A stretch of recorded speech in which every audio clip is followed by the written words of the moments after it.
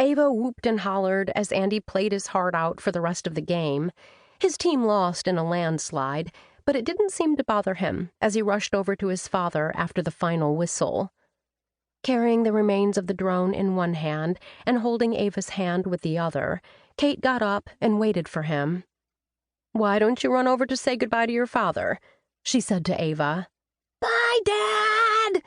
Ava shouted and waved, but she stayed by Kate's side. Scott returned the gesture as Tammy scowled at Kate. Andy came running back and held out his hands for the drone. "Are you feeling better, Mom? We lost, but it was close. I can't wait to find out who this belongs to. Did you see me out there? Dad said I was great." Before Kate could answer, he was dashing for the van with Ava following.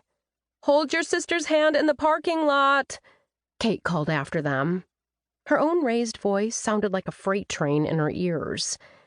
When the wave of nausea passed, she opened her eyes, and her stomach soured again. Scott and Tammy were walking straight toward her. Scott stopped a few feet away. He snapped his fingers and cleared his throat. "There's something I really need to talk to you about. In private." Tammy had one arm coiled around Scott's waist. A victorious grin dawned across her painted lips. She raised her arm, placed it on Scott's shoulder, and bent her wrist. The diamond on Tammy's finger sparkled in the sunlight. Kate's knees wobbled.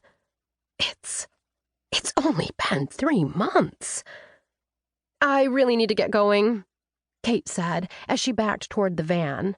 "But, Kate, I'll bring the kids by next week," Kate managed to say before turning on her heel and hurrying after the children.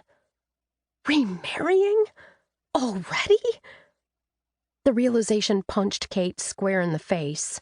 She swayed like she was about to tumble to the ground again, blindsided by the painful wallop. Kate stalked back to the van with her arms hanging limply at her sides. Her breath came in wheezing gulps. She hoped the numbness in her chest was from the bump on her head, but deep down, she knew it wasn't. Part of her had still thought if she could only talk with Scott alone, without the lawyers, they would figure things out.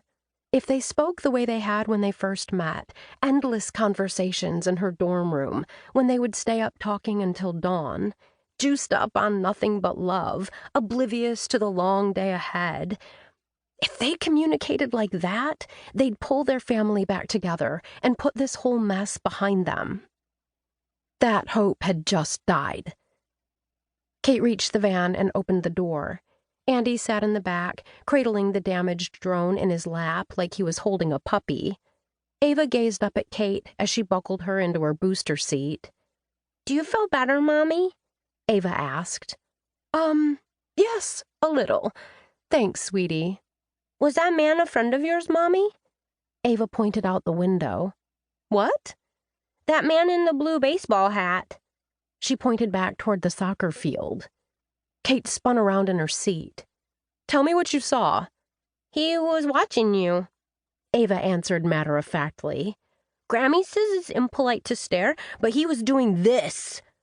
She jutted her chin forward and opened her eyes as wide as she could. It was a terrifying look, even on a 4-year-old's face. Kate scanned the faces in the crowd. Every other man seemed to be wearing some type of hat, but nobody was staring. "Everybody was looking at Mom when the drone hit her," Andy chimed in. "Was that it, Ava?" "No, it was after." Ava shrugged and picked up her stuffed bunny, Mr. Fluffy Butt. "He's gone now." The delicate hairs on the back of Kate's neck stood on end, and her mouth suddenly went completely dry. She started the minivan and locked the doors.